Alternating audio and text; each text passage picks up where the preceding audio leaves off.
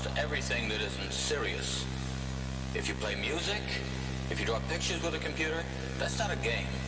You don't get a score, but we call it games. And there's sometimes this down thing. Don't play games. Don't play around on the computer. And yet there's a lot of good can come from gameplay.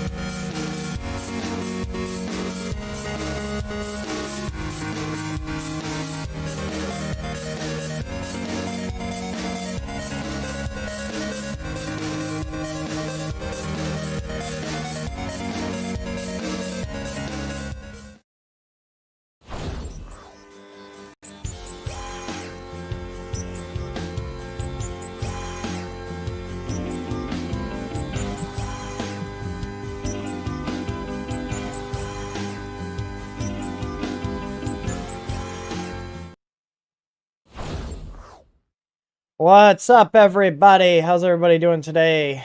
Is chat gonna work today? Yes, it is. Woo! All right, so I have until like 1:45, 2 o'clock, and then I have to help make dinner.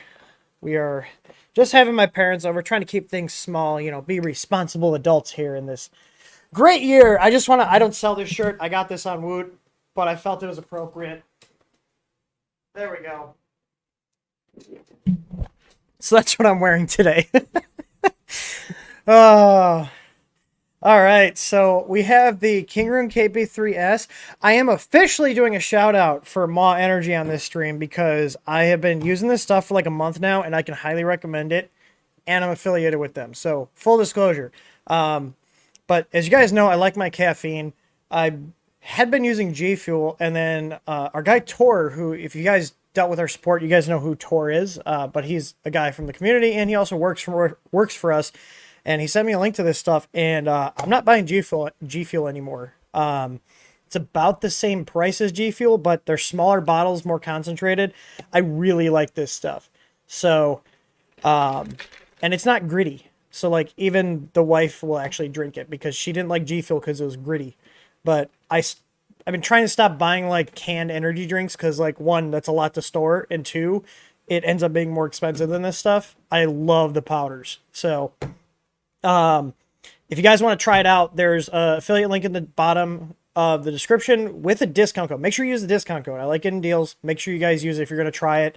I actually just ordered another pack from them with the discount code with their shaker cup and all 4 flavors. It was like 99 bucks and 10% off of that. So it was like 89 bucks. But I should have a good caffeine store for the next 2 or 3 months. So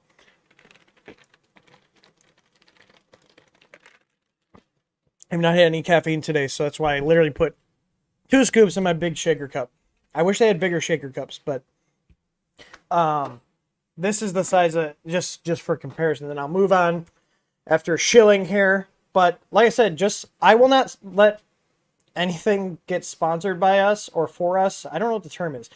We make money off of the affiliate links that I don't like. So this is what I personally use now, but this is a comparison. It's like, this is like for 1 scoop of their stuff. I like the bigger blender bottles, but I also like these for when I don't want to carry around a giant one. And I bought all this. They actually did not send this to me. I bought this and I was like, oh, they have an affiliate program. Let's sign up because I like it.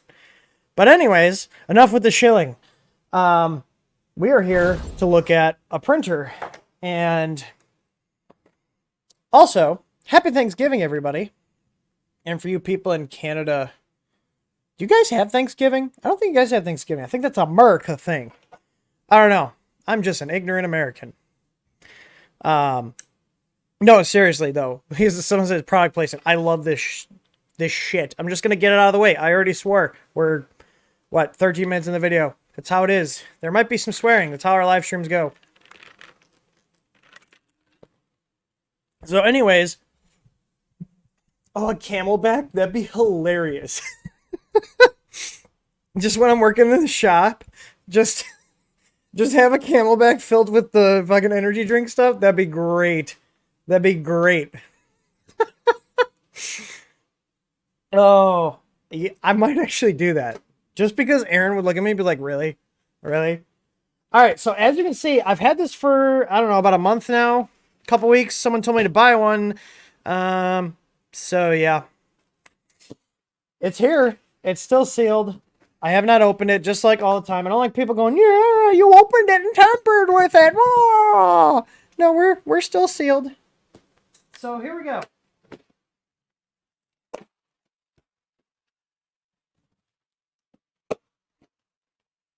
The Chinese love to tape their boxes. Like, it's like tape costs nothing. You guys see this? Literally, entire box is covered in tape. A lot of the stuff I get from China does it. Ooh, look at we got a. I think these are useless because I use full rolls, but it's a silky white. All right. Let's see here. We got instructions. We'll look at those later. Let's see. We got. Oh God. Okay, here. Come on. We're already off to a bad start. You know why?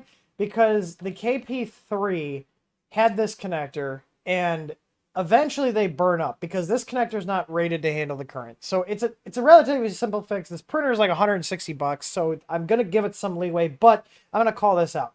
This is not a good idea. You want to run actual power wires from here to the board screw terminal.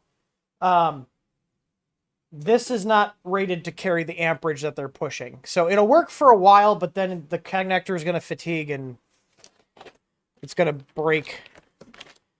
So, but the KP3 was like that, and I just ran regular wire. The board had power input on the screw terminal, or power input screw terminals when you open it up. So relatively easy fix, but still something that, come on, like you should have learned from the KP3. I'm not saying I don't like the KP3. I'm saying it's little stuff like that that it'll work well enough when you start off, but then you run into issues that it degrades over time, and I would like to be honest with you guys. So we got the accessory case. Oh, and I dropped something. There we go. It's a stream.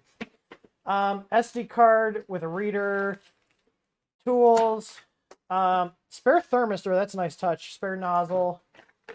USB cable, more snips that I've got a million of, replacement Bowden tube, and some M5x20 screws.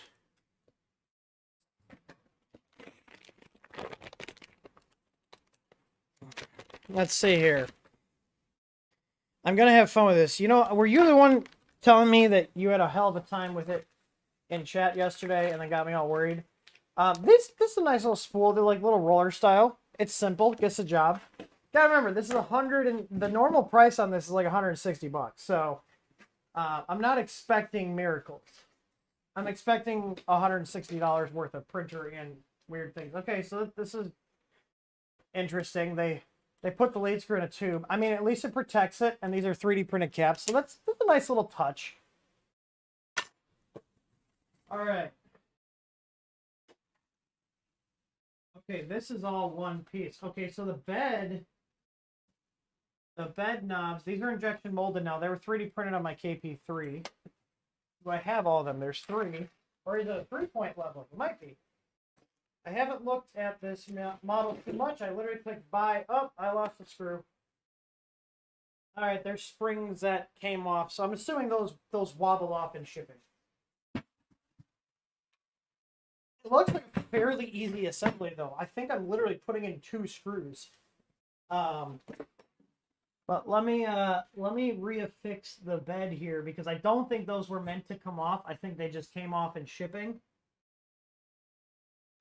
And they do have it's like the Creality limp member style bed, but nice to see that it's included at this price point. So I'm just not a fan of them.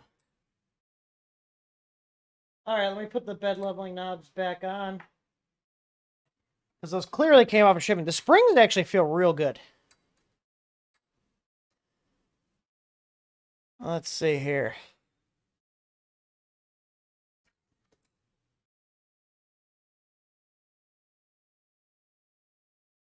Oh, the screw head is poking through the magnet. There we go. Okay, we're good now.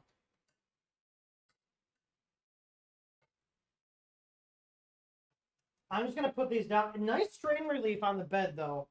Let me get in here and show y'all. Nice strain relief on the bed. I like that. And this is all linear rails, it looks like. Aside from the Z.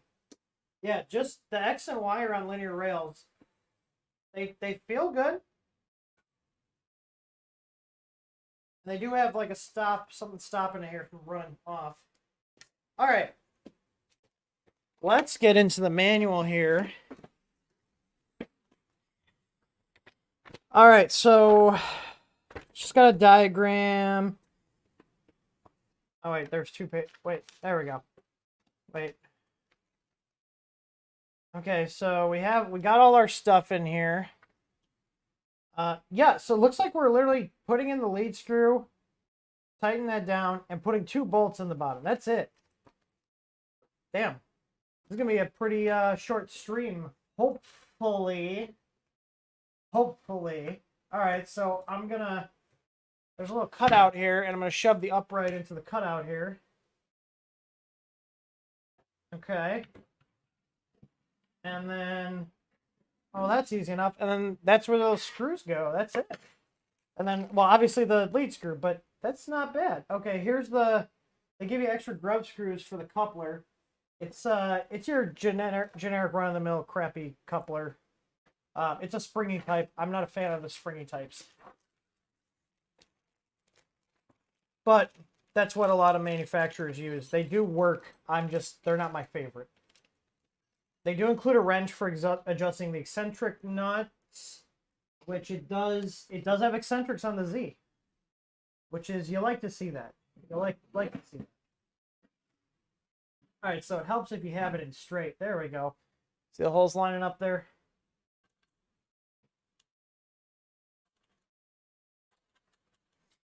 This is probably 24 volt. What does it say on the label? I don't think it says. It says 240 watts, but it says 110, 220, but obviously that's the power supply. I'm going to say 24. Is it 24? It's 24. The L360-24. Never heard of that. It looks like all the Chinese ones, and I think we have... No, they actually took the plastic coating off. All right. Well, let's get this going.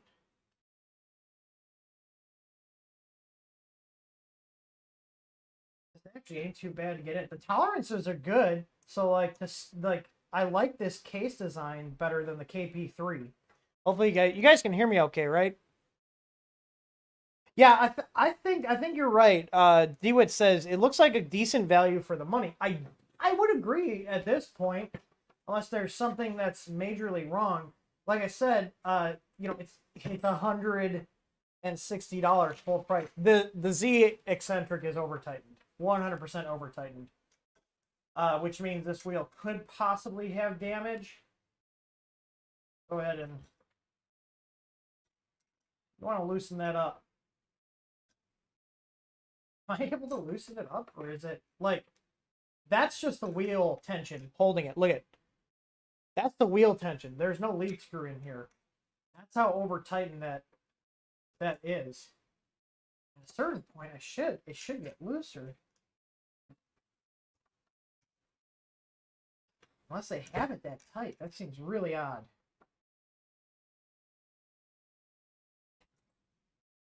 I'm trying to see where the offset is on this eccentric.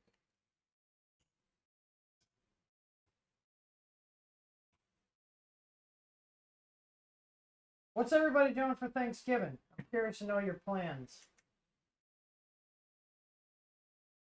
That's really tight.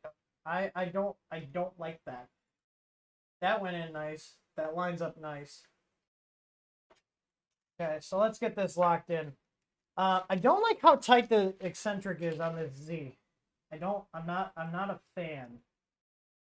We do have 2 little hex here, little set screws. So I'm gonna make sure that this is all the way in here, touching the motor shaft. Some people don't like to have it touch the motor shaft. I like to have it touch the motor shaft. Do whatever you want on your printer. This is what I do on mine. When I have these little, like these flexi couplers, I'll end up probably putting our upgraded couplers we have. They're like the spider plum type, whatever. People have a million different names for them.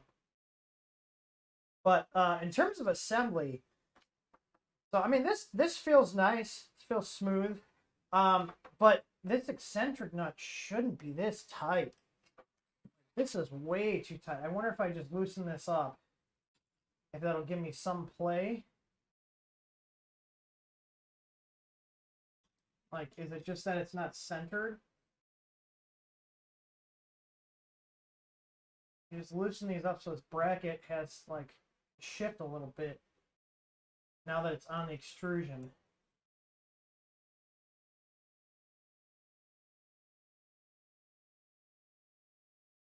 Because ideally, you should be able to adjust the wheel from completely loose to tension. That's what you want to see. You want to be able to adjust from completely loose to tension. But I'm not finding a position. Let's see if after I adjusted that, it's better. I'm not finding a position where this is able to be loose, because that's getting real tight now. But if I come back, I wonder if it's because they have, so I wonder if this is it. Normally, on most printers, there's a bolt that goes all the way through this other bracket. But if you look here, we actually have like a standoff. We actually have a standoff that the bolt threads into. So this is more rigid than a bolt. So, like, I cannot break this wheel loose. Like, I'm trying. Maybe if I really grab it. No, there's a lot of tension on that wheel. I think if I go this way, it'll be a little looser. I think that's the loosest position on this eccentric. Yeah, right there's the loosest position. I mean, as the wheel breaks in, it might get better, but I'm not gonna play favorites. It is moving and it is smooth. So, but it's not what I like to see. Typically, you wanna have that wheel be able to be broken loose and tightened up. This needs to come around the front.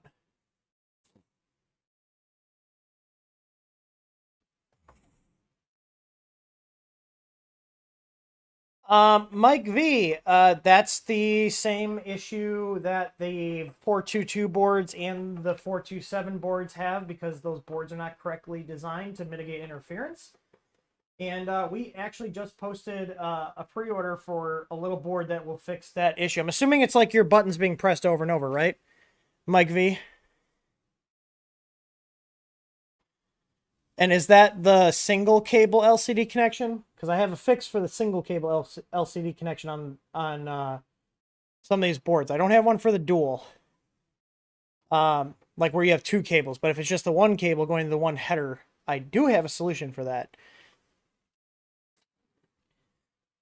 I'll wait for you to reply. I think there's like a 30-second delay on the stream. But anyways, despite that wheel being too tight for my liking on the tension, we seem to be moving okay.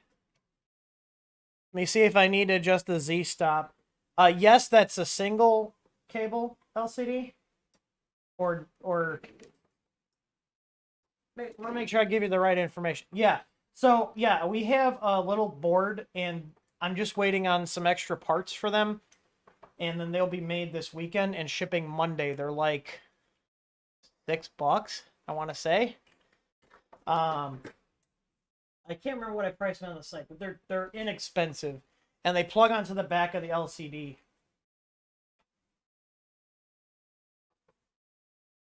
I'm just setting my Z-stop here so it's not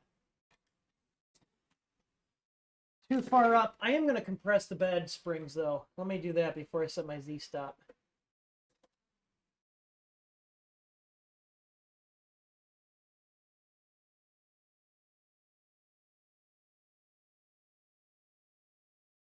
All right, let's see here.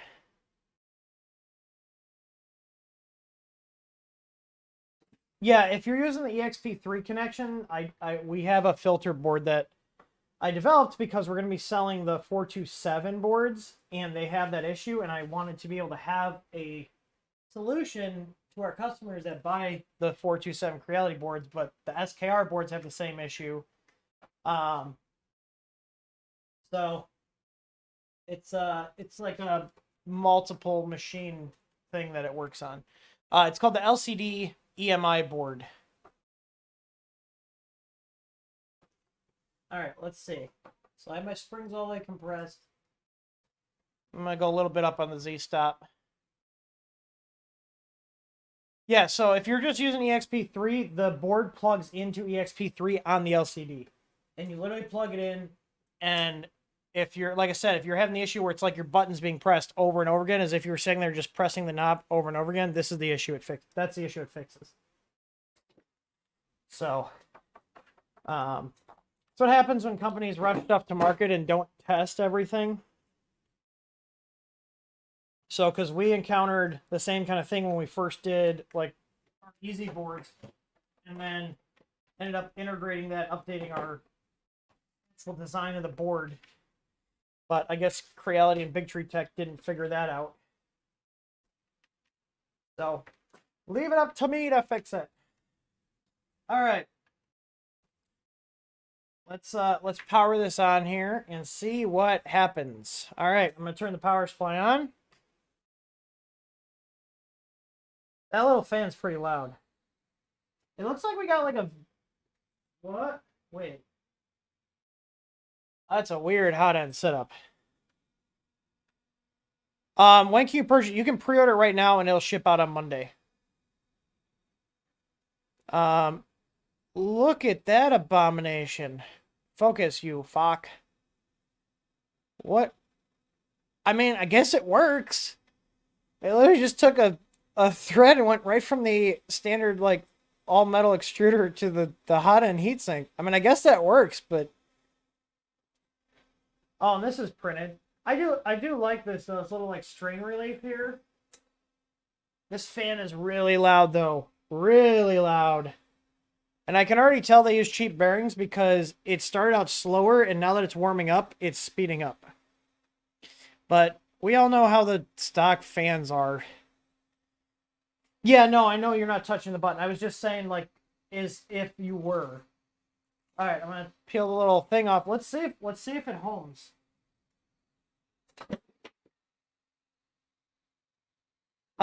It's the LCD EMI filter.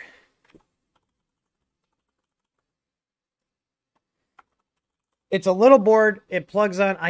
I have it on my Ender 3 V2 here because it was doing it. I was like, well, I'm going to put that on there because it does on the 422s. But here, I'll post a link in chat. It's a simple fix. You literally plug it on. There's no firmware changes needed. You just pop it on and move on with your life. There you go. Those guys there. So just look at the product photo. I'll show people in here. Just real quick. This is what Mike was asking about. So this just plugs on. So you see EXP3. This is literally all you do. You get it, you pop it on, and your LCD stops freaking out. This is, I'll just show you right here. This is a video someone sent me in. I'm assuming this is what you're doing, or what it's doing. It might not be when you're in a menu, but even just at the screen. It's more common to see it on Ender 5s. And when you have, like, your bed heated. So that's what this board fixes. So anyways, let's get back to the Kingroon. We did home successfully. Let me just do it one more time. Let's see. All right. I'm going to go ahead and it's got a leveling option. So I'm going to hit leveling. It's got like different buttons, 0.1, 0.2, 0.3, 0.4, 0.5. So I'm assuming it's going to go here because that's what the icon looks like. Yep. All right, let me grab this is my official leveling paper, okay? Very expensive. Very rare. Oh god, I just hit the touchscreen. Okay. Let's do this. I need to raise my Z stop up. Because remember, I compressed the springs. I'm a little high. So let me raise my Z stop up a little bit. This is really hard to turn. Like, this is hurting my fingers. At least you know it's going to stay put. Alright, let's try that again. It's 24 volt DC. Happy Thanksgiving to you, Tony. And everybody else. Hope you guys have an awesome Thanksgiving. I know Clara's looking forward to it. Clara, we're streaming. You haven't said hi. Do you want some jerky? Where'd I put your jerky? I don't know where I put your jerky, dog. Oh, it's right here. Do you want this? Do you want this? Yeah? Can we sit? Sit. Shake. Speak. Give me a big one. Woof. Woof. Alright, close enough. You're still booting up. There you go. Have some meat. Alright. So, I'm going to home and let's try to level this bed.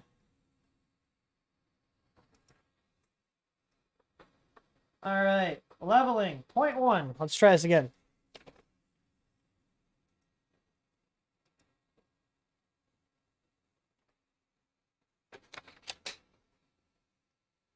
All right, there we go. We got a little more height, so I'm going to come up.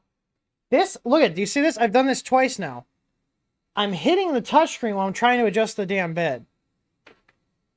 This is a terrible idea, especially for people like me who have big fat American fingers.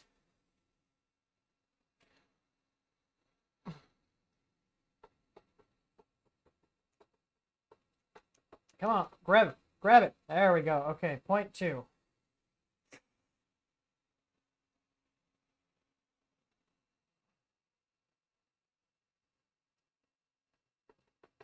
And I'm going to have to go around and do this a couple times. Okay, we're just starting to grab. Let's go to 0.4, which should be this one, according to the screen. Does that make sense?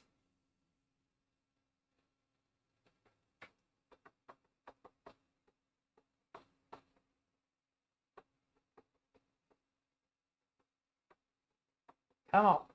Oh, are we running out of spring? Oh, we're starting to run out of spring. Oh, wait.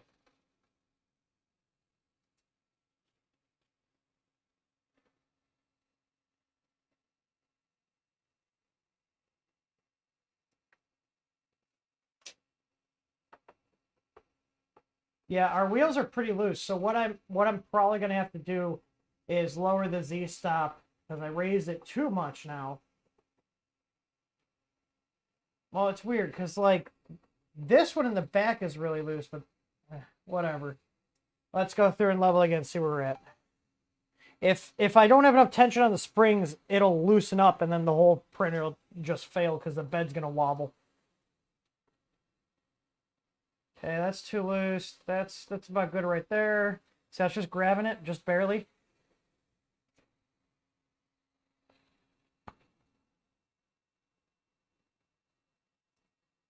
That's just barely grabbing. There we go. Look at, see?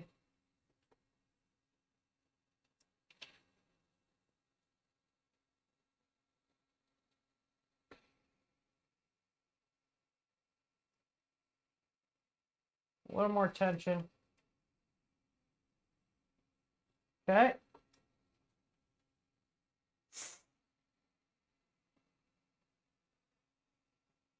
One thing I will comment is I don't see any way to tension the X and Y belts at all. All right, let's check the center.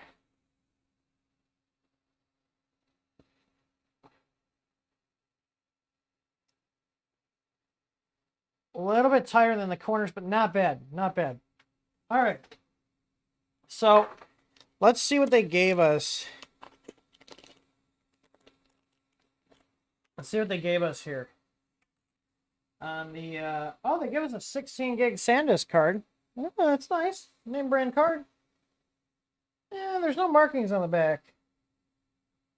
I don't know. Let's just assume it's real. I don't trust SD cards that I get with these printers, if you guys haven't figured that out. All right, so this is the menu, if you guys want to see. I'm assuming you do, because you're here on Thanksgiving watching me play with a printer. So I'm assuming you want to see all the details. So we got the home options here. We can home all or X or Y or Z. This is the leveling menu I was using to level the bed. We've got a move menu here, which I guess it's functional. We got a preheat, so let me try heating this up. We want to load some PLA in here. I'm going to be using some Coax PLA. Also, I don't know if you guys saw, I'm not affiliated with Coax. They're just a company in the US that I really like their filament from. They have 20% off right now, and they're made in Wisconsin. I highly recommend you go check them out. They make really good stuff. I don't know what's open. Is this like open the file? What the hell is open? Doesn't do anything. Continue?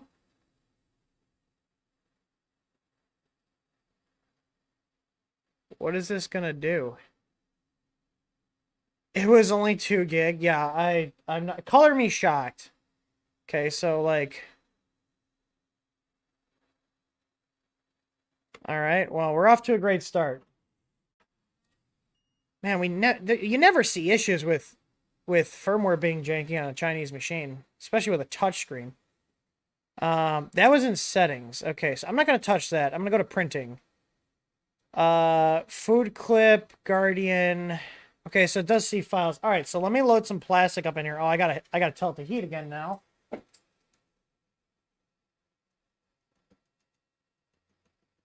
We will test thermal runaway. I believe in actually testing everything. And the reason we do the printer reviews is, 1, I like doing them. And 2, I like being honest with you guys, especially when we pay for it ourselves. Well, ask your best about if we are any less brutal on printers if we get them for free. The answer is no, which is why they don't send us printers anymore. Because they didn't like my honesty. But that's okay. We'll buy them and we can be as honest as we want without having to worry about them cutting us off. So, yeah. Your best can pound sand. Okay, so they give you this filament spooler, okay, which for a Bowden system, this works, okay? But this is a direct drive. The KP3 fed from the top, I believe. I printed one that goes on the top, so I guess I could print the same one, but I don't like feeding it like that.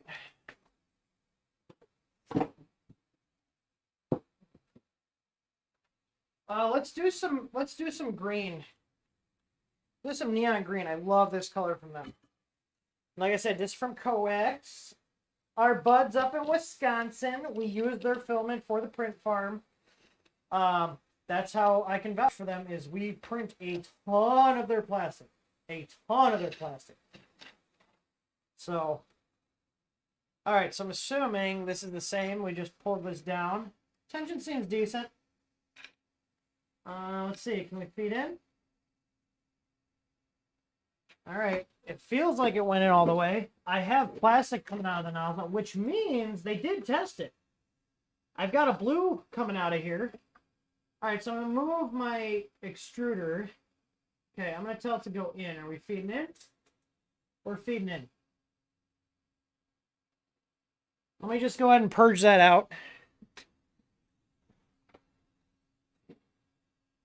Oh, yeah, I definitely would recommend putting PTFE in here because it'll definitely eat that printed guide. So we're just purging right now. Oh, I don't like that that's curling up. How funny it would be if the nozzle... So usually when you see filament curling up, it means there's a clog, but it looks like it cleared itself out.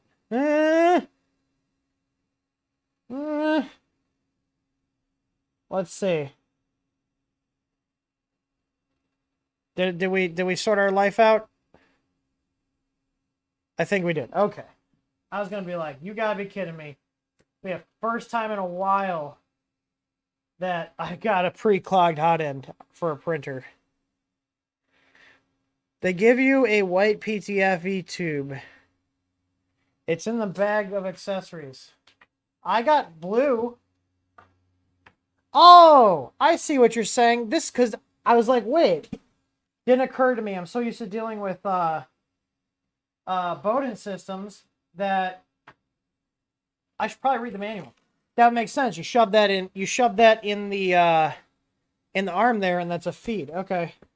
Do they tell you to do that? I'm checking.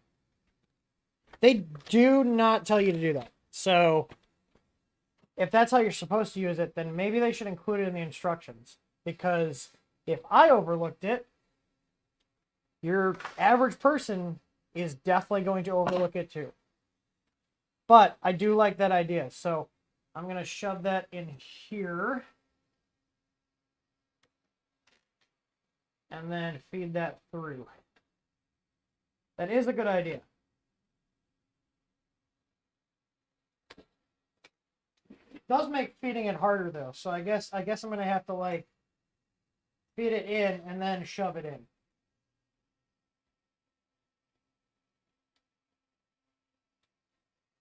And straighten our filament. Most printers don't like if your filament's not straight. It has to be straight to go in smoothly. Come on. Get in the hole for the hot end. There we go. All right, we're good. We're feeding now.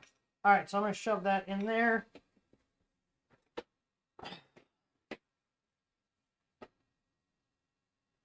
It's designed to follow the X-axis wires. Ah, okay. So that's probably... Oh, did you see that? That's why I don't like these connectors. Oh, it's because it was heated. There were sparks that flew off there because I unplugged it while there's current going through. Okay, so that's what these are for. So you take this, I'm assuming, and... Why don't they have this in the manual? They don't mention this in the manual. At all. Because this actually makes routing things a lot nicer.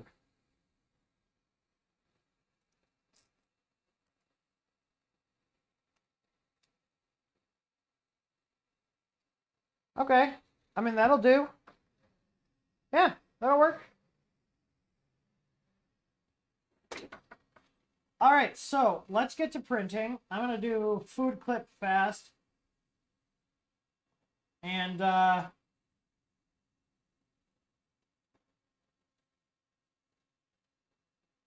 going to go ahead and have the hot end heat as well while we're doing the bed's heating right now.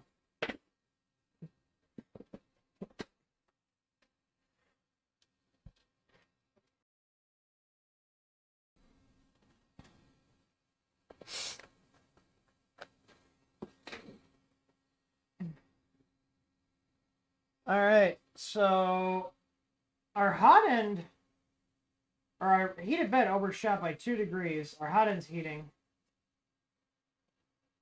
Oh, I just realized there's no filament sensor on this machine. The KP3 had a filament sensor. There's some like shmoo stuck in my fan. There we go. Hi, dog. You want to come here? You being needy? Yeah, you're being needy. Hi. Hi. Here we go. Everybody wants to see doggo.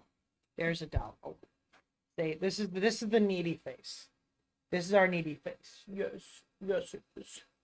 Yes, it is. Oh. Yeah. Oh. Yeah. Oh. You a good dog? You're a good dog. We should be starting to print soon. Oh, it's only going to 210. I need 235. Or 230 is usually what I print the coax stuff at. So I just bumped up the temp. Other than that, we're using their G-code. Hi, doggo. We're really needy today, apparently. Okay, so this is almost at temp. We got five degrees to go.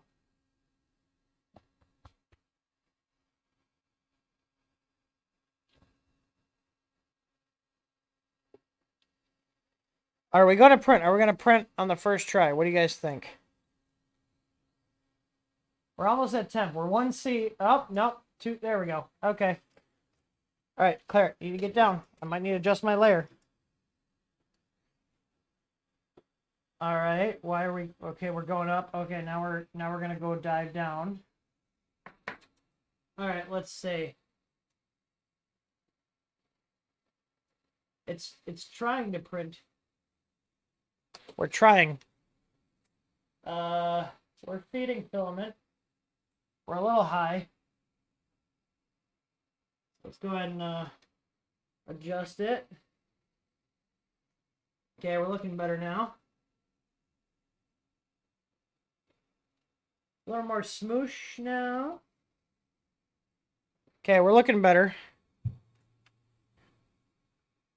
Let me just go ahead and rotate that. Get that in shot.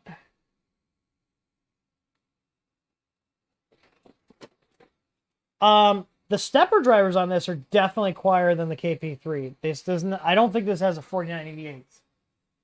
Because this is really quiet. This fan is the loudest thing on here. I think they might have either like at this price point. I don't know if they'll have Trinamics in here. We're gonna open it up and find out. But it definitely does not have Allegros. If it does, they're doing some magic in the firmware. To get them to be this quiet. But the fan is all I hear right now. What's the highest temp you can run a Sidewinder X1 at? Stock, I wouldn't go over like 240 because I believe there is PTFE and the heat break. But if you change that out, you can go higher.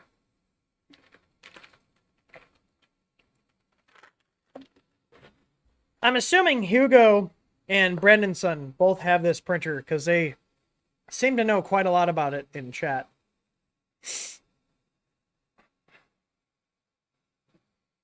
Can you adjust the printer? I'm assuming you mean like the temperature.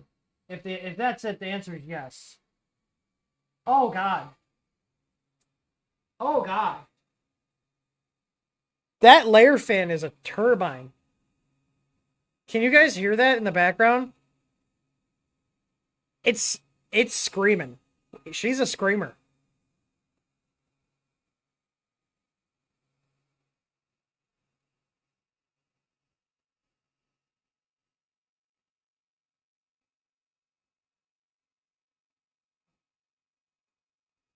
I'm gonna go ahead and turn the noise filter off so you guys can hear the noise. Like, these fans completely kill.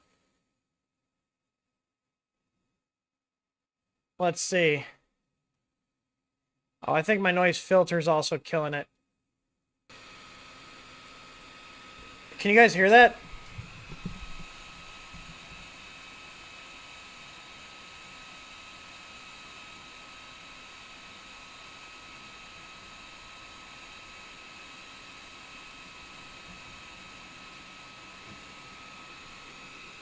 Yeah, we're gonna go ahead and turn the noise suppression back on and my noise gate. I doubt this doesn't look to have any baby stepping. Option temp, no more. I mean, there's speed and fan. That's it.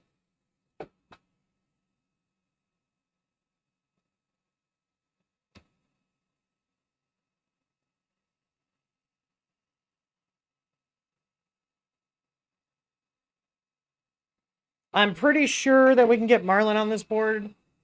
I'm pretty sure we can get Marlin on this board, and if that's the case, I will add it into our distribution.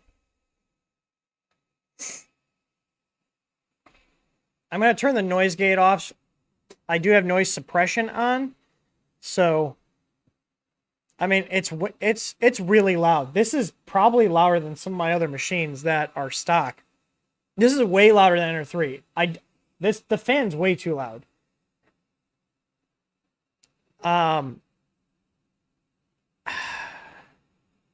Like, it's loud enough to where I might just return this.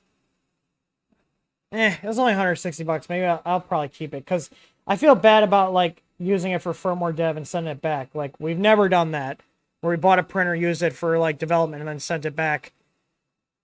I don't like being that guy.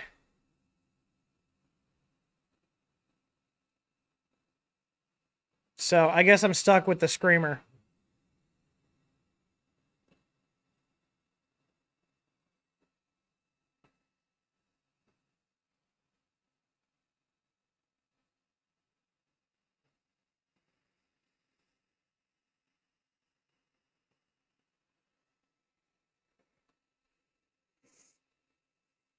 Well, while we're waiting, if you guys want to ask questions, you can.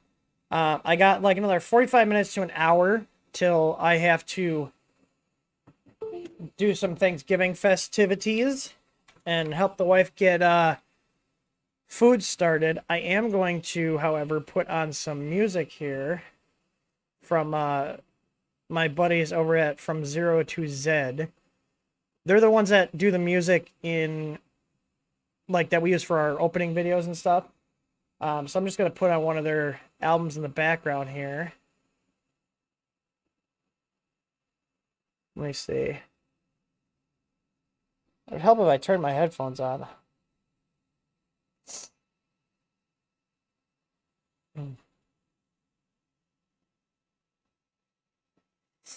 And unmute the source. That would help too.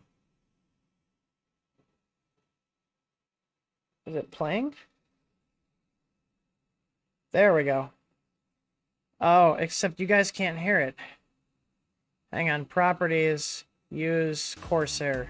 There we go. Let me know if that's too loud. I'll turn the volume down.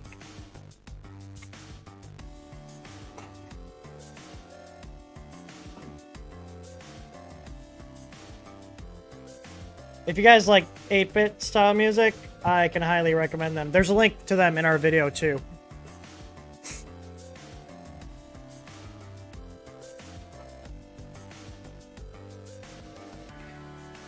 Give it away? Maybe after I'm done doing the firmware on it. That sounds like a good idea. That won't be for a couple weeks though. Jesse, what's the size on the SV03? Like, what's the physical bed size? I have an SV02 sitting in a box on there. I decided to do this stream because we have so many machines that are like, here, I'll bump the volume up a little bit. Is that better? I'm seeing on my meter, it's about halfway. Is that better? Oh, what's up? Tripods in the house now. You guys avoiding your families?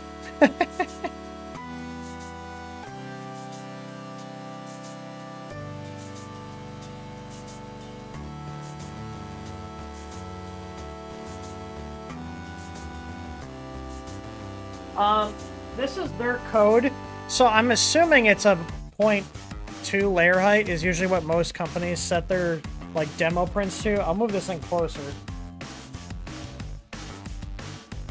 And I'll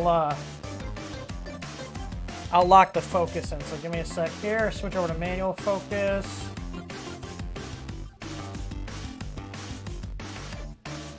Let me turn my ring light brightness down a little bit.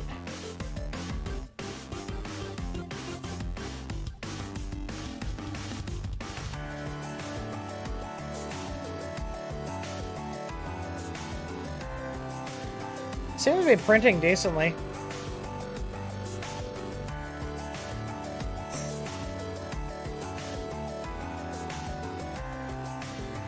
Uh, 350 by 350. I'm gonna look up the SV03 because, man, I need to find a way to keep up with all this stuff. This industry changes so fast.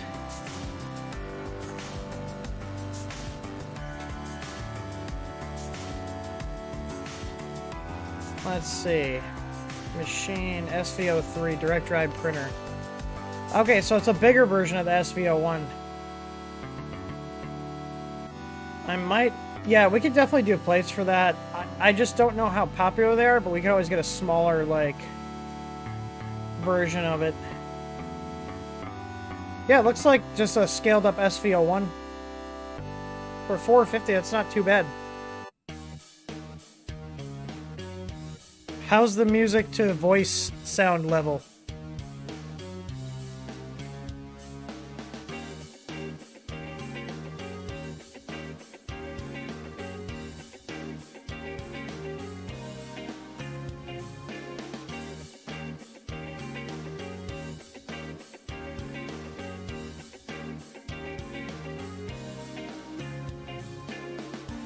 If money was no option, see, I'm bad with that because, like, even though we have the company, I still have a hard time justifying expensive purchases.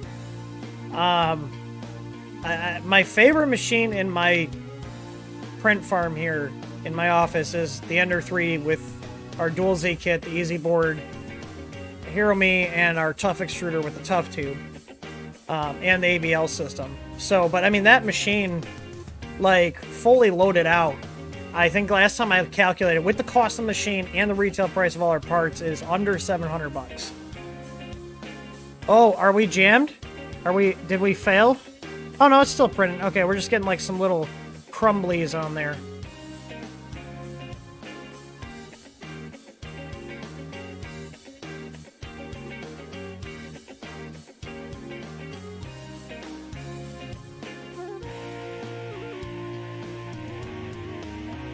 Marcel, if there's a mount to put a V6 on the KP3, I know that hot end is similar to the V6, but it's not a V6. But the Tough hot end is compatible with all V6 hot end mounts that you'll find on like Thingiverse. It's the same mounting setup. So if there's one out there, then yes, you can use it on there. Yeah, I mean, if money was no object, I don't think I'd buy like an Ultimaker. I'd probably, like, I want to try out the Craftbot machines. Those seem to be really good, like, commercial/industrial grade machines, like they're bigger ones.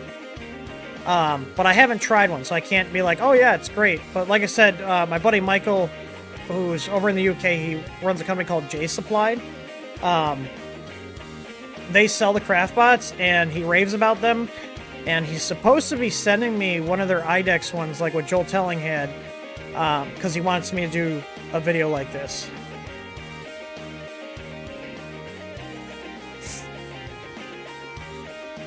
I mean, this seems to be coming out okay. Like, the layers look good. Might be over extruding a tiny bit.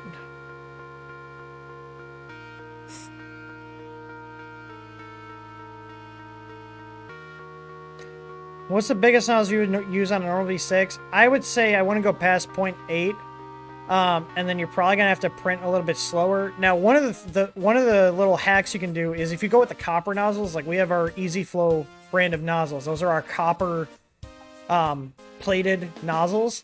The heat transfer on those is fantastic, so you can get away with higher speeds even on stock hot ends. Those nozzles are also great if you switch over to like a Volcano high flow type setup, because now you have the copper and the bigger heat block. It's a nice combination for printing fast. But like on my Ender 3, I have our Easy Flow nozzle on there, and I can crank the speed up and the nozzle keeps up because it's able to pull that heat out of the block quicker than even brass. So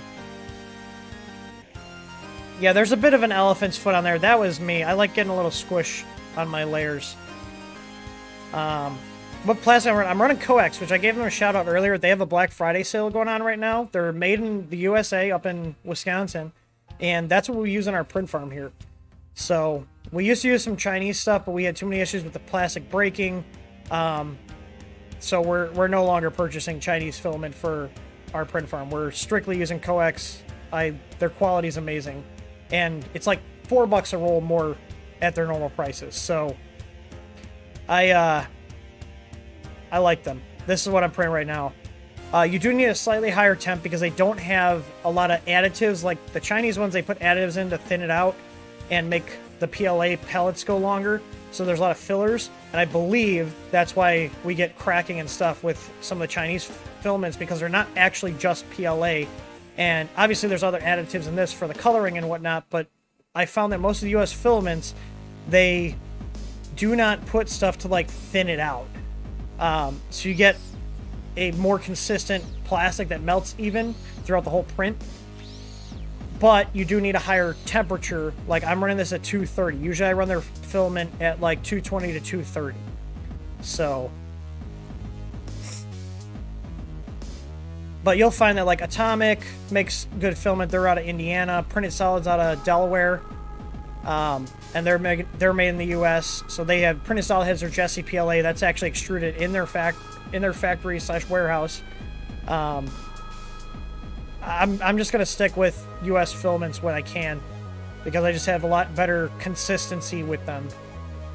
You know, and at the end of the day, it's not worth the hassle of saving $4 when I'm dealing with issues with the roll breaking. So, Justin, what do I think of eSun? I used to print a lot of eSun. I also know Inland used to be rebranded eSun, but the new Inland, which is like Micro Center's house brand, is terrible. Absolutely terrible. So I don't know if eSun is still making it or they switched vendors. I've heard that they just changed to a different like grade of plastic for like their PLAs and stuff for their Inland brand. I also heard that they changed manufacturers completely, but Inland used to be eSun. I used to print a lot of that, but I have had too many issues with the cheaper Chinese stuff, and at the end of the day, especially when you run a print farm where we're doing high volume, I just need prints to work. It's not worth the hassle of saving, you know, $4 or $5 a roll and dealing with a bunch of print failures. You know, I need my parts to come out. I need my parts to work.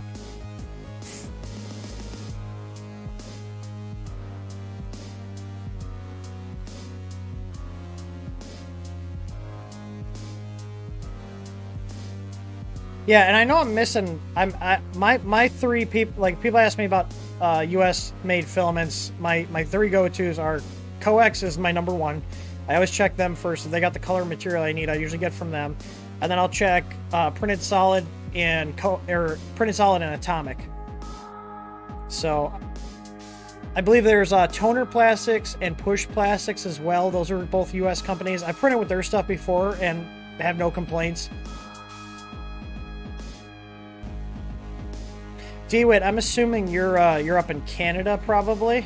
You said up there, so I'm assuming you live in the U.S.'s hat. So 3D Solutech,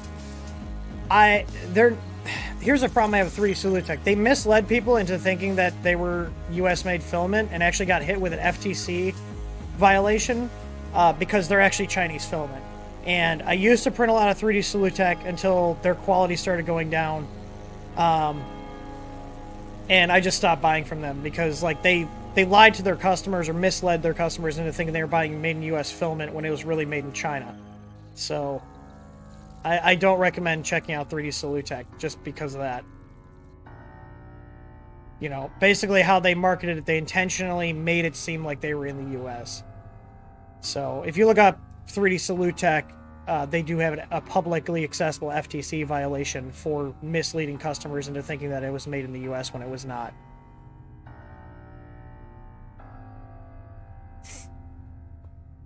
David FL is asking, did I choose a new slicer? I have Idea Maker installed, but I haven't had time to mess with it yet.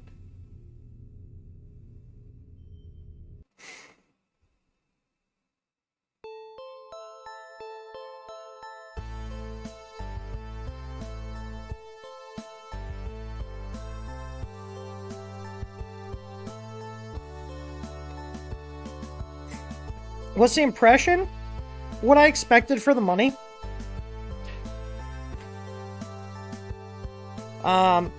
Some complaints, like I said, they still use the barrel jack. I don't think that barrel jack is something that they should be doing on a printer that pulls a decent amount of current. I'm like charging my headset while I'm using it, but it says my battery's at 90%. I don't believe it for some reason. You know, I just realized I don't have, like, the Livestream stuff copied, so let me copy this over here. So now we should have the Livestream sources. There we go. Wow, we got 79 people watching on Thanksgiving. That means I should see 79 likes on this. Are there 79 likes on this video? I'll go check.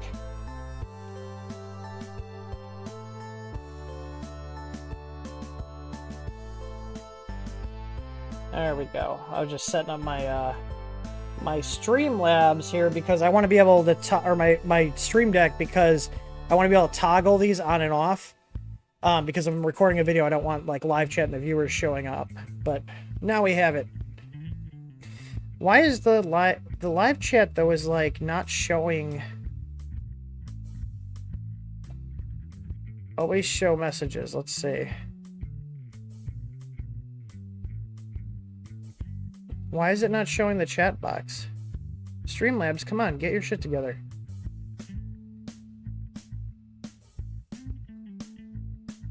There we go. So Steve, we originally decided that we were going to discontinue the 165s. We're actually having an inventory meeting next week to find out if we're just going to do, a small order of them. Because here's the problem. We'll have a size and it won't sell. So we'll discount it. And it's usually at or below cost. And then we sell out and everybody wants them. So it's either we got to lower the price on them. But if we're selling below cost, obviously I'm not going to reorder. So that's the kind of stuff we have to sit down and figure out. Like, I understand the smaller sizes are usually for cheaper printers. And it's hard to justify, you know, something that's like half the cost of the printer. You know, but obviously we can't be selling stuff that we don't make money on or we lose money on.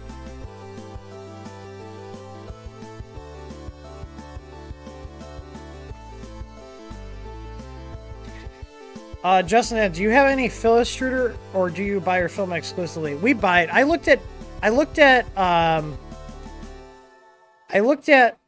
like making our own filament and, oh no.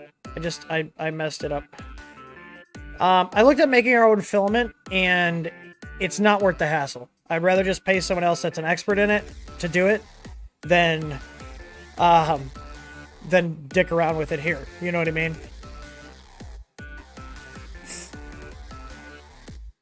You know what's weird is I have a thing on Stream Deck that's supposed to show me, like, the current viewers and stuff, and it's just not...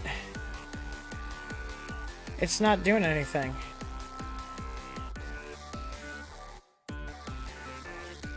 Which is weird.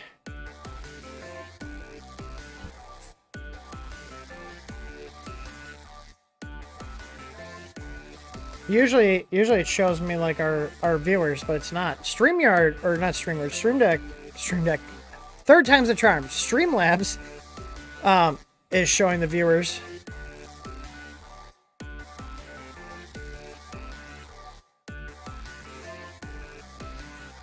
Alright, let me check chat. I thought I was keeping up with it. Answered that question. Feel free to put questions in chat. We're just waiting for this print to finish, so it's hangout time while we wait for this print to go.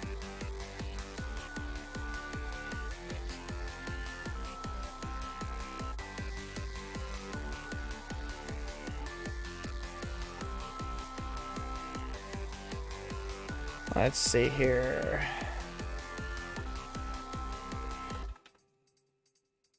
Try re-adding the button. Maybe that'll work.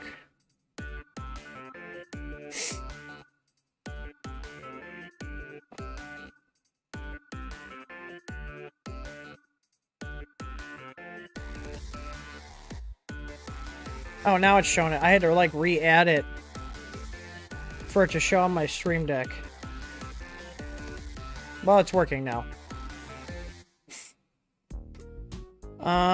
Someone asked, what would you recommend as first upgrades for the KP3S beside the fan replacement? I'm not sure, but after this is done, what we do with all of our printer videos like this is we literally are going to go into the guts of this machine and see how everything's wired, the parts selection, that kind of stuff, to see what could potentially cause issues down the road, and see if things are correct. We're also going to test the grounding on the power supply as well. Now, this is a power supply that's off unit, but it should still have a proper ground, so we're going to go through all this stuff. We're at about 77% on this print, so we're getting close. It looks like it's doing top layers now. But I'm being honest, these fans are insanely loud, like way too loud. Like normally I'm pretty tolerant of fan and printer noise, but it's just ironic that they took the time to put in silent drivers. Some guys said that they're running the TMC 2225s, but then the fans are obnoxious. It's pointless. Like, why have insanely loud fans and silent stepper drivers?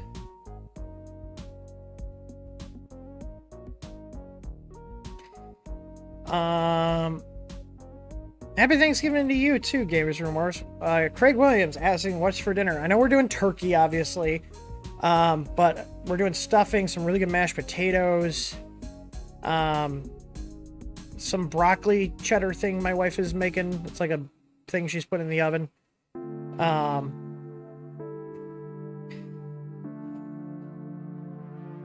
Dominic is asking, how often should I reapply the nanopolymer? I usually go about, depending on the size of the print. So if I do a print that takes up the whole bed, it's going to eat up more of it on the bed. But usually I can get away with a minimum of 10 prints on the same application, sometimes more. But once I notice stuff starts like coming off after if it's been a while since I applied it, I'll go ahead and wipe down the plate with some water, dry it off, and then reapply.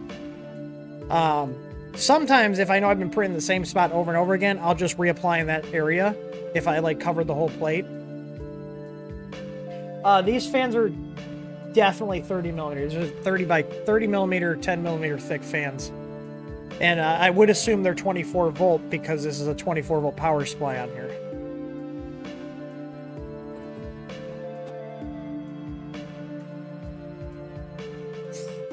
And the dog is back for some pets.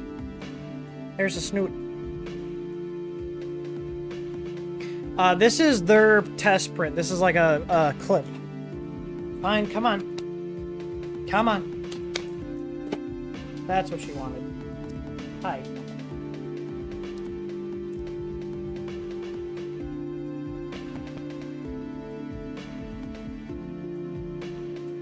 Yeah. We're being needy today. Are we in needy mode?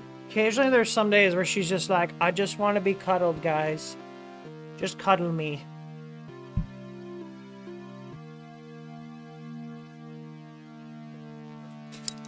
And there we go.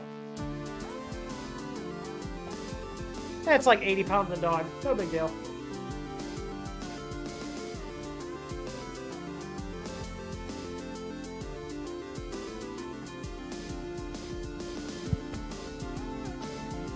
Look at that beautiful girl. Are you a pretty girl? Are you a pretty girl? Yeah.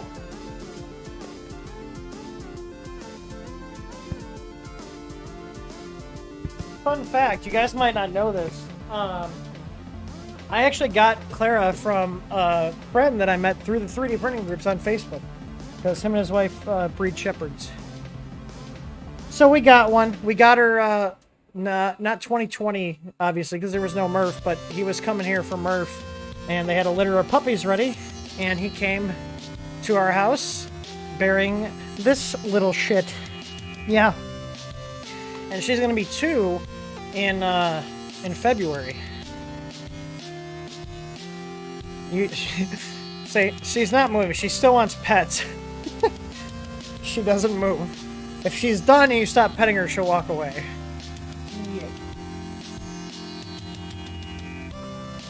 What?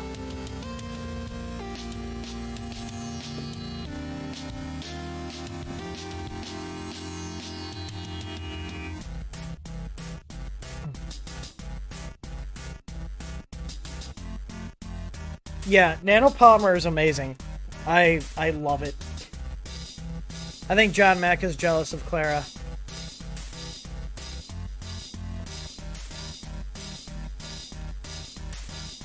Yeah, Tyler came with for Murph. He was like, yeah, she slept.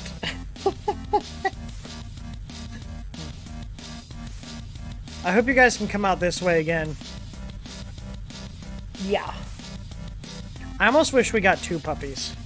Because we want to find her a friend now. If anybody knows any golden retrievers, like golden retriever breeders near us in Indiana, my wife and I want to get a golden retriever. So I wanted a shepherd because I wanted a smart dog. And she is very smart, so I was not disappointed. But we want something that's energetic, but a little less intense. Because Claire can get intense sometimes. Like, not in a bad way, but like, she's just like, oh, I want to do stuff. If you bring the toy back, I'll throw it. Come on, bring it back. Or are you just playing? German Shepherds have a lot of personality if you guys have never had one. It's good and bad. Oh, we brought it back? You have to drop it. Now here, she does come with a built-in release button, so if she's not dropping the toy, you're gonna drop it. You're gonna drop it? You just... Oh, she did. If you just put your finger by her ear, she's like, ah.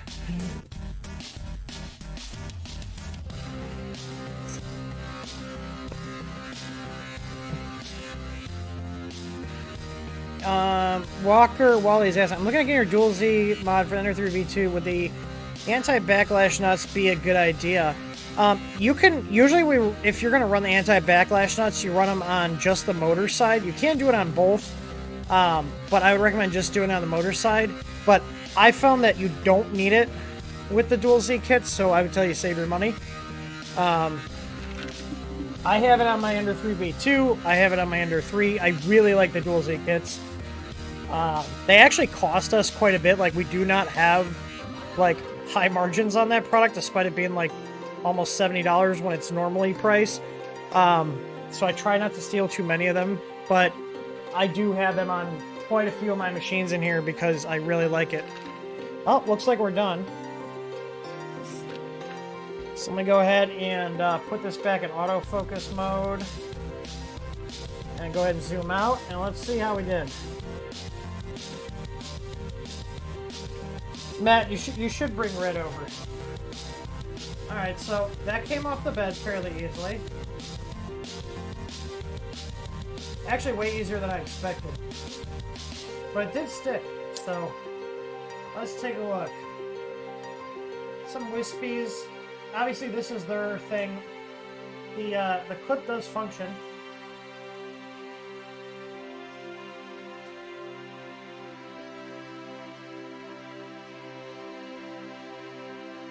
Enhance.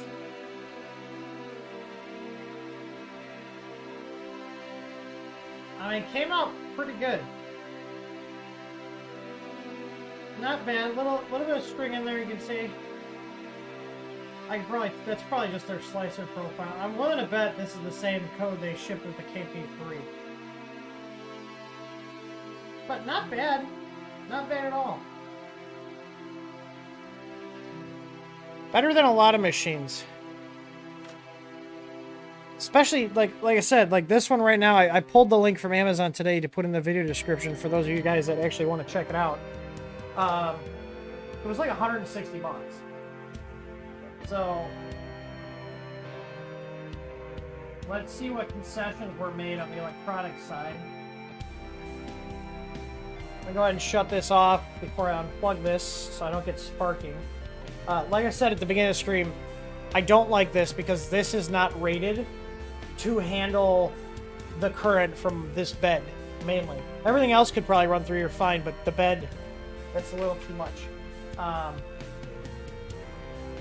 The KP3 was like that too, so what a lot of people do, which is what I did, is you just take it and you run wires to the actual printer control board and bypass the plug on the side. So we're going to open this up and see what's actually inside here. And it looks like we get to it.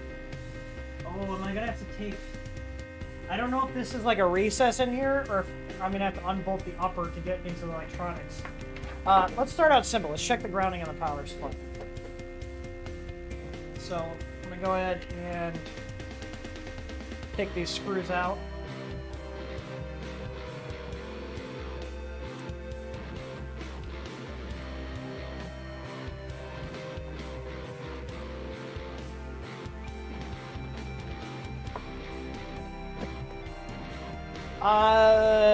Tony's asking, would the Dual Z kit work with that Mega Zero? No, it definitely would not. That's too different a machine. Our Dual Z kits work with the Ender 3, Ender 3 V2, and the CR20. Those are the 3 models that work with.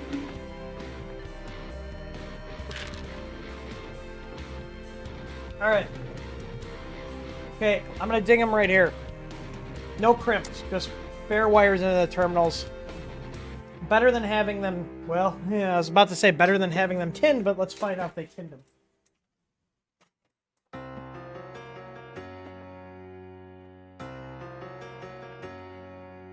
You know, I can never find my Phillips when I need it. Is this one too small? No, it's not. Alright, let's see. Did they tin the wires? They tinned the fucking wires. They're tinned. They're 100% tinned. So there we go. There's a ding. So let's go ahead and fix that now.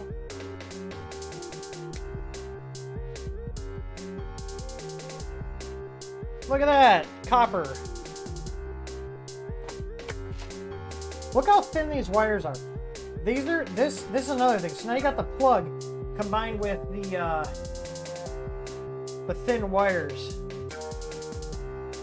Like obviously this is a cheap ass printer. I'm not even gonna lie.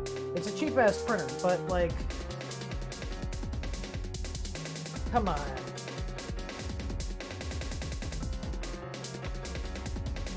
Let's see, do they tin these? I'm gonna assume they did. Yep. There. Oh, there's a dual wire here for the power switch LED. Whatever. I'll deal with these later. What I want to see is the ground on the chassis.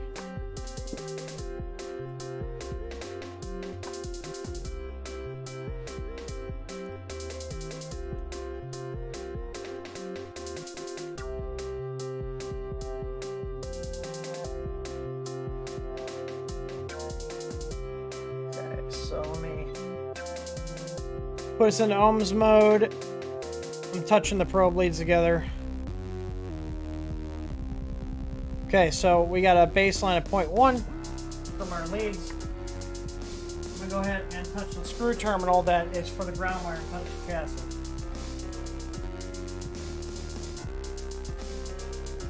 And poke into it a little more. Yeah, this is not good.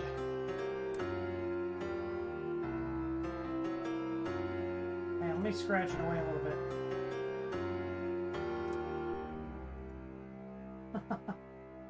Alright, let's try it right here.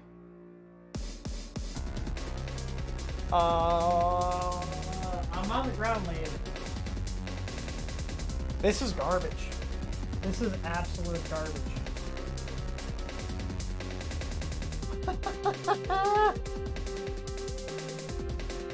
Look at that. Might as well be right wide open.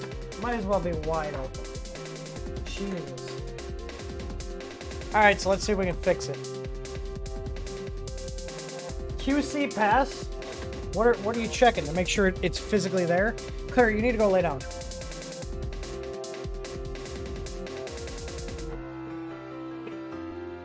You see how she listened? But having a smart dog is like...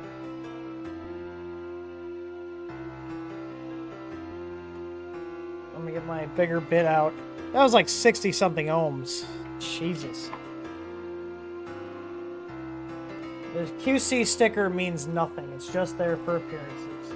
Now this one looks like we slide this.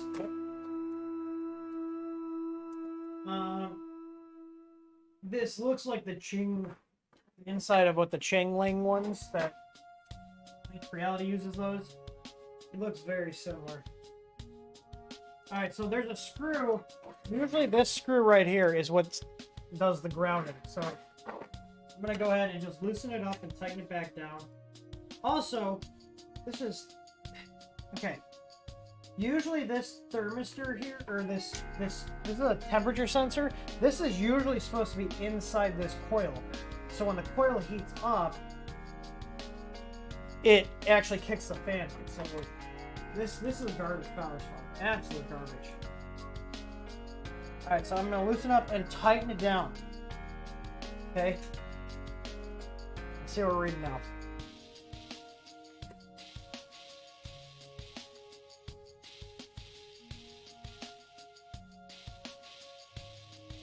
Look at that.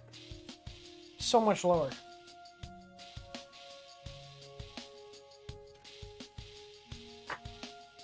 I'll just dig into the aluminum a little bit. Why is this all over the place?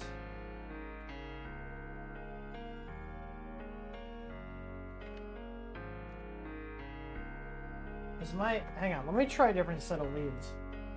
These are my gold plated ones.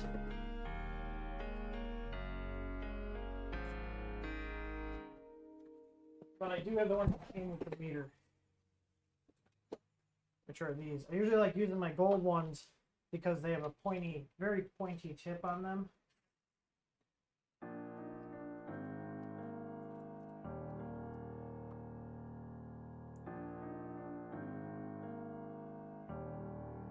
Okay, so it's not the probe leads. How is this still not getting a good enough? Maybe that's not grounded right there. I can't see because of the traces. There's no other screws I can see. Usually it's the one by the power input that does it.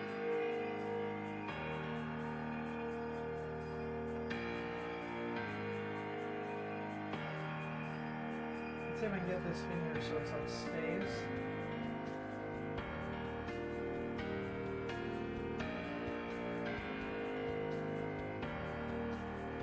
Tighten it down.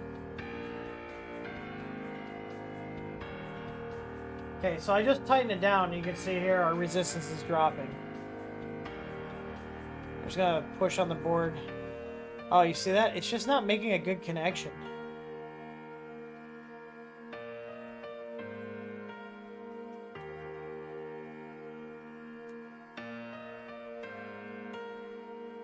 I guess I really gotta tighten it down.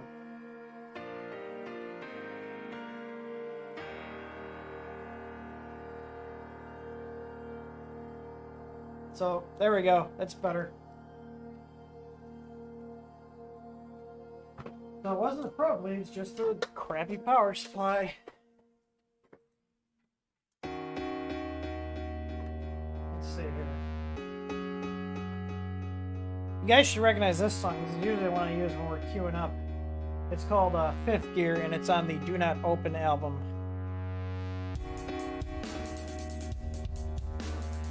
We also use this on our hold music. Turn down the music a little bit. Sorry. You guys said it was good. There we go. I dropped it down a couple dB. Alright, well, let's get this back together. So there's some fail there. Quite a bit of fail, actually. Saying some fail is being nice.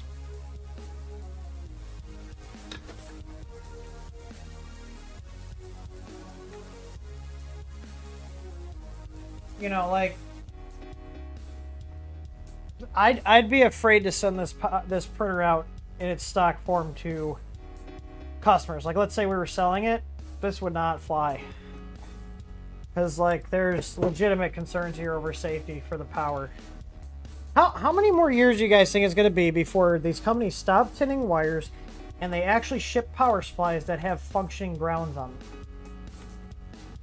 Like, and here's a sad reality. Because they're in China, they know that their average US person, like a consumer, even myself who has a business, the amount of money it would take to try and sue somebody in China if they got injured from these machines would be astronomical. Not even worth it. So because of that, I think that's why they don't take these safety precautions seriously, because it would cut into their profit margin. Because it cuts in their profit margins, they're not going to do it. They would rather just be like, well, we know they can't sue us because it's too costly, so, you know, fuck it. But, I mean, that's one of the reasons I do what I do here, is because I don't want to see people get injured. I don't want... I want to be able to show people what they should be checking on these machines, because they are a good deal for the price, but if you don't know what you're getting yourself into and the potential risks, it could be catastrophic. It's very rare, You know, it's not like, oh my god, 1 in 5. You know, it's a very low percentage, but even if I can prevent one person from getting hurt or injured because of a shoddy Chinese printer, it's worth my time.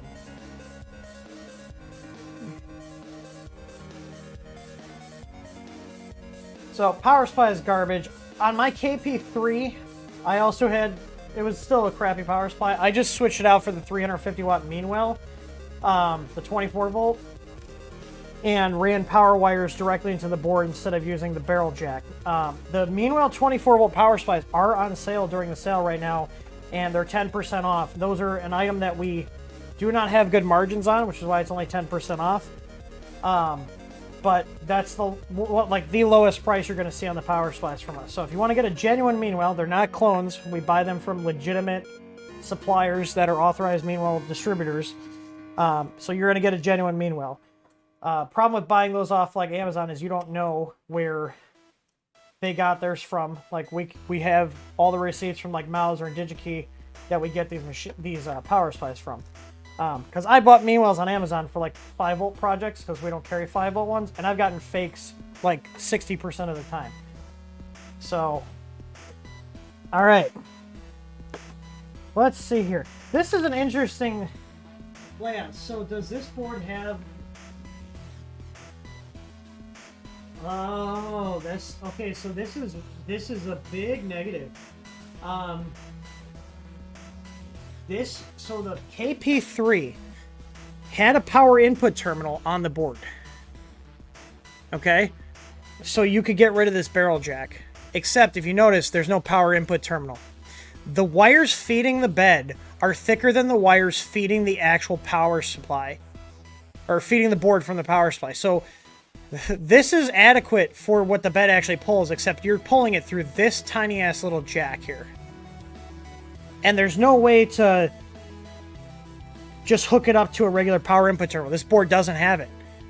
And you can see this is a custom board. This definitely looks like MKS made it. I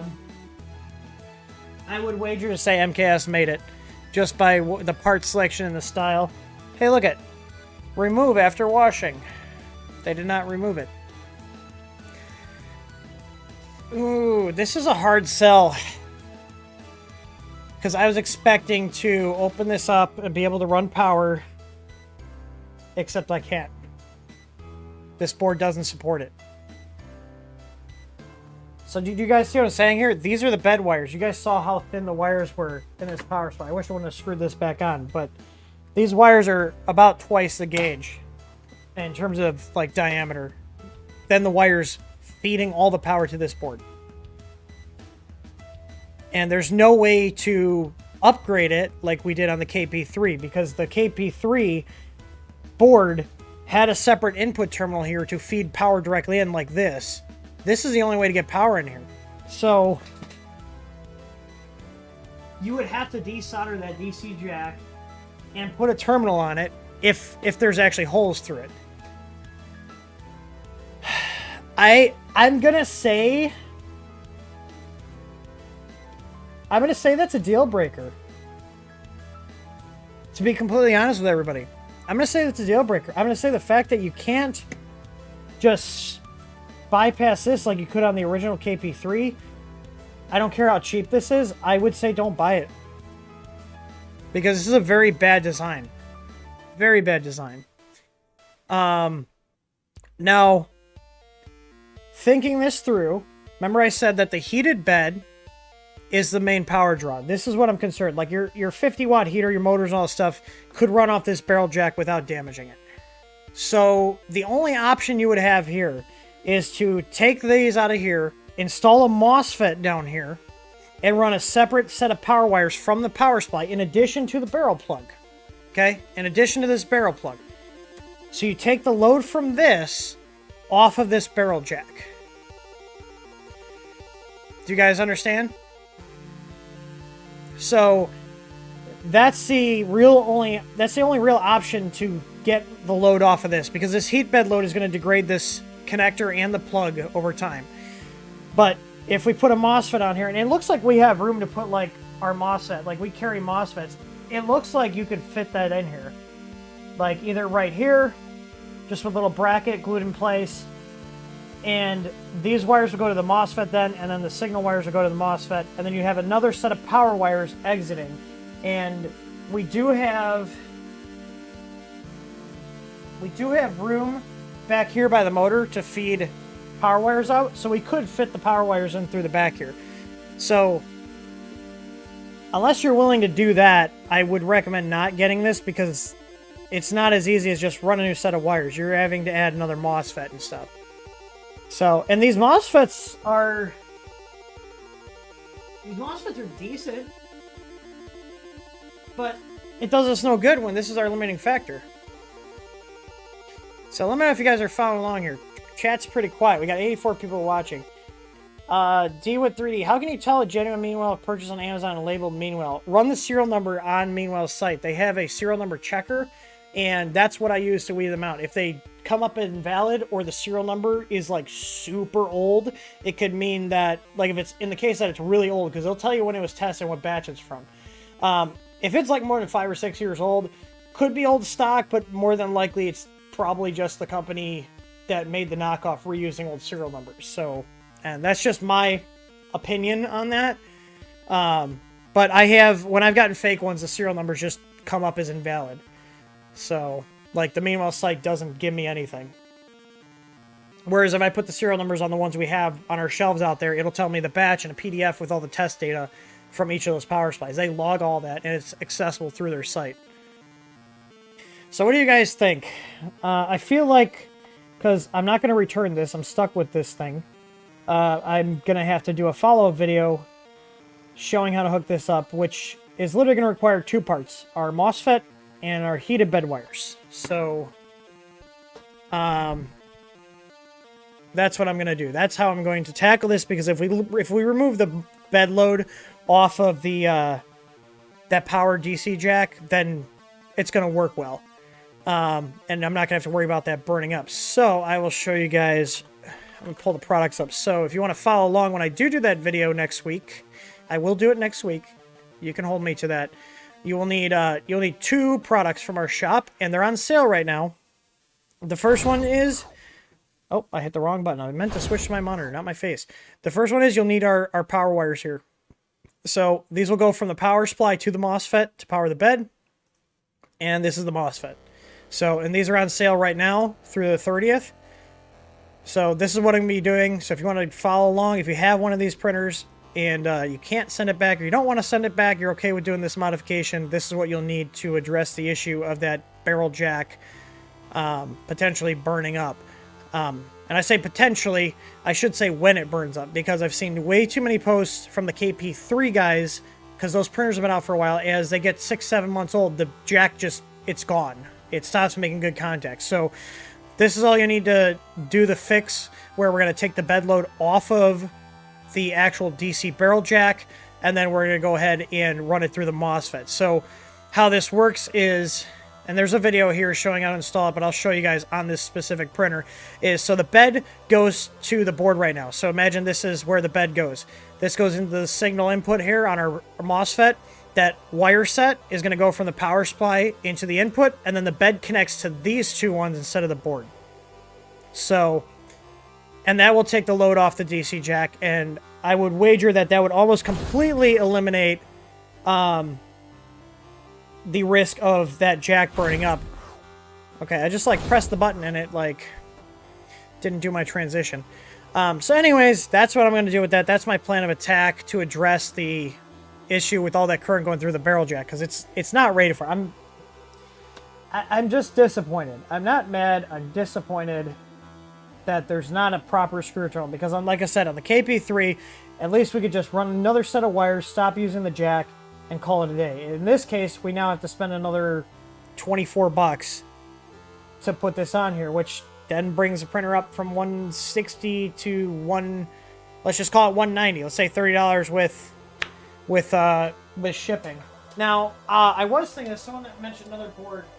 Will the Gen L fit in here? I don't think it will. No, it does not line up. So it's not like you can easily swap the board, because look at the USB header is in a completely different location. So China and your cost-cutting measures. They could have put a terminal on this board, but, you know, that would cost them 10 more cents. So I think that's about it. I'm willing to bet.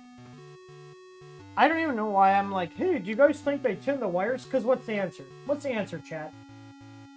What's the answer if they tin the wires?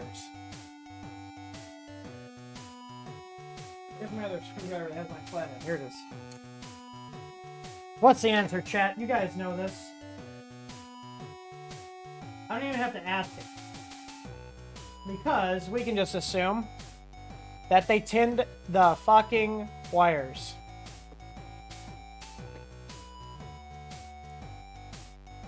There we go. They're tinned. So I'm going to put these back in because I'm not going to print with this until I get time to swap the MOSFET out. Because I don't want to burn up the barrel jack. Because if I burn up the barrel jack, then the board is completely screwed. But we'll do a follow-up video on adding the MOSFET for those of you guys that have this and can't send it back, or you're okay with doing the modification.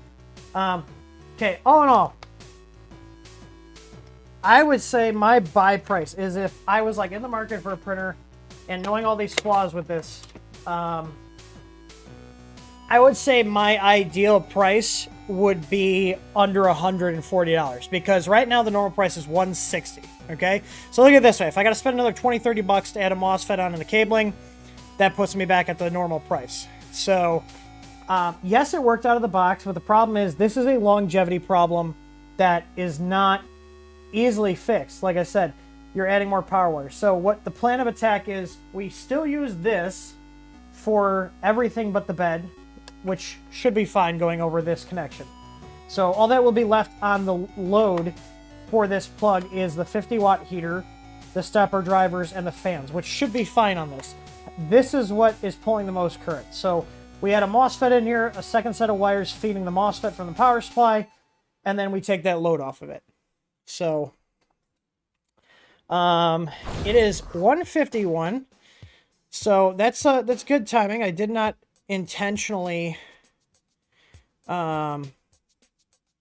did I put the wires back in the opposite spots? I don't think so, but even if I did, it's a bed wire. It's a bed wire. It's a resistive load. It's not polarity sensitive. So here goes, tell me, I told you don't open it up, your stress level go. I'm not stressed about it. It's just another day, another Chinese printer with cost cutting that ends up making it unreliable in the long run.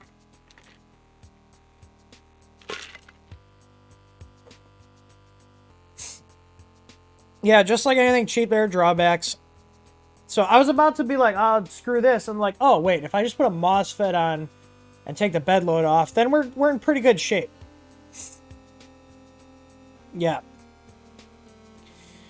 Mihai says the price is $120 on AliExpress. That's not bad. Okay, for $120, even if I have to add the MOSFET, not bad.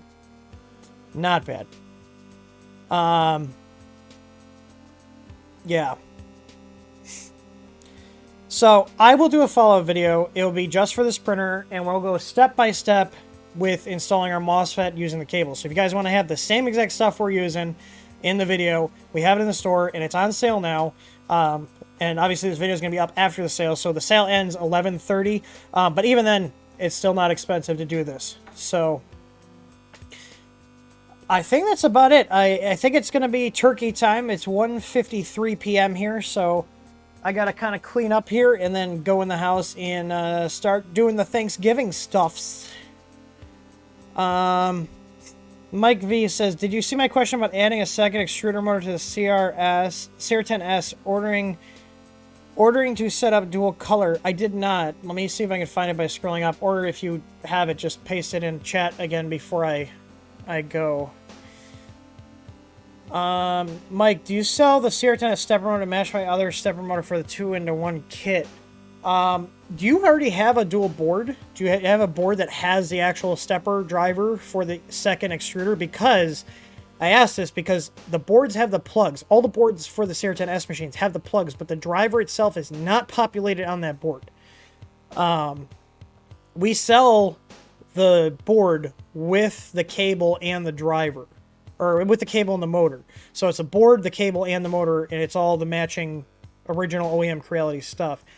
I also have to check too, because I know we have extra motor and cable sets as well. So if for some reason you do already have a dual extruder board, I might be able to just sell you a motor, like an actual Creality motor with the Creality cables, if you do have a dual extruder board. But do know that the CR10s, even though they had the second extruder plug, the board itself did not actually have the driver installed, so it does absolutely nothing. And I'll show you what I mean here. So if I just share this here, if you see, it has the E1 motor, but there's no driver populated. This is what the stock board is, okay? This is what our board that we sell has. Obviously, the heat sinks are on it, but it actually has all 5 drivers. It also has a temperature fluctuation fix, too, that we worked with Creality on, so there's no unstable temperatures on it. But that's the difference. So, okay, well, do this. I'm not going to get to it probably till the weekend or Monday, just because of everything going on. Mike, send me an email to streams at, or no, don't send it to the streams. Just go to the contact page and select sales, and just put that you're looking for just the cable and the motor for the CR10S dual board. They'll know what you mean, because that's how my staff knows it, that's the cable and the motor for our dual extruder board. Tell them you're looking for the cable and the motor for that board, because I know we have, like, where we had bad boards, but every board comes with a motor and cable, so what we ended up with over the years is extra cables and motors in our inventory. So, but they're not on the site. I don't know if I have enough to warrant making an actual product listing for the motor and the cable, but I know we have extras out there. So, and it'd be like 20 bucks plus shipping for the cable and the motor. Craig Williams, can I order a replacement belt for the Dual Z? I'm assuming you mean the Ender 3 one. We might have some. I feel like we might have some. That'd be another thing for, go to contactus.th3dstudio.com. That's our contact form. You can't directly email our support at th3dstudio.com, but I really recommend you guys use the contact form, because it asks you questions and it formats it nicely. So our sales reps, I call them sales reps. We don't actually have any sales reps. They're just technicians, but they also field the sales calls or sales tickets. So, just tell them what you're looking for, select sales for the department, that'll go to the queue in our system that says sales. So I believe we have extra belts. But I think that'll wrap this up. So we have the Ask Tim streams on Mondays and Wednesdays at 2 p.m. Central, pending no issues. We got derailed yesterday because of an issue with fraud. But I ended up doing one later, even though I was like, I'm not going to be able to do this because I'm dealing with all this fraud stuff with one of these. He's technically a customer, but I don't call someone who defrauds our company a customer. Anyways, probably Tuesday or Thursday is next week is when I'll be doing this stream. So if you guys do want to follow along and do the upgrade where we take the load off of the barrel plug and we're going to add it directly to the PSU with a MOSFET, go ahead and pick up that 1 meter power cable set from our shop and the MOSFET, because that's the same exact stuff we're going to be using. And there's multiple brackets on the MOSFET page that you can print. So basically what I think I'm going to end up doing is printing the universal one, which is literally just a flat piece with 4 posts to mount the MOSFET to, and then using some glue to stick it onto the inside of the case here and wiring everything up. So if you want to have that pre-printed, you can follow along then. So it'd almost be like a workshop. If you have the same machine and you have the same parts, you can follow along and we can do it live. So anyways, we're coming up on 2 o'clock here, which is my cutoff time for today. I hope you guys enjoyed the stream. I hope you guys learned something. And I hope if you guys have this printer, you do follow along with the upgrade that we're going to do, because like I said, I would put money on it that almost every single one of these barrel jacks is going to burn up within 6 to 7 months, like we saw on the KP3s. Like, it was a big thing. We went through the same thing. Like I said, because this doesn't have the DC jack, we have to add a MOSFET on to take that bed load off, and that's the main concern here, is that bed load. I'd also be willing to wager that once we do that, the bed will heat up quicker because it's actually able to draw more current, because we're going to be using thicker wires. So, Tripod, I believe you have my cell number. Text me, and I promised you that I would send one out because you were going to do a video on installing it for us. I will absolutely send one out. I've just been very crazily busy here. So, anyways, I appreciate you guys watching. I hope you guys have an awesome Thanksgiving. Stay safe out there, and I got to go get dinner going with the wife. So, thank you guys, and as always, happy printing.